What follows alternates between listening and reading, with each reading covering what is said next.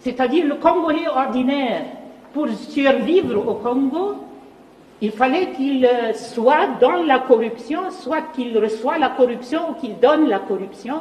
Et avec ça, il est la victime du chaos, mais il est en train de reproduire le chaos avec son comportement, mais son comportement est comme une loi de la nature, il doit faire ça pour survivre.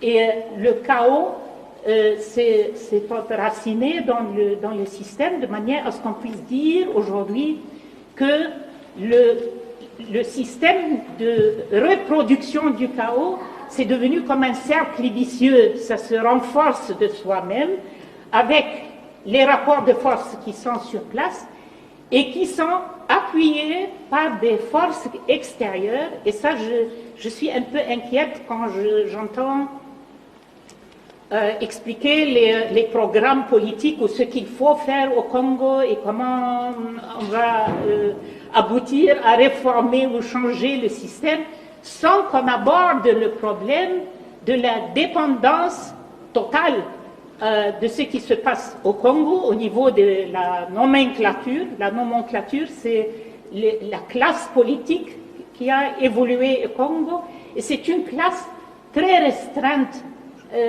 Il ne faut pas écouter le discours de opposition, majorité présidentielle, je sais, ils peuvent s'appeler comme ils veulent, mais c'est peut-être 500 personnes ou 1000 personnes qui sont au sommet de ce système, qui se jettent les ballons. Je suis aujourd'hui oppositionnelle, demain je suis avec tel.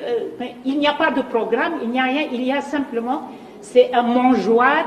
Et celui qui fait la politique, il veut accéder à ce mangeoire. Point trait. Et il n'y a pas...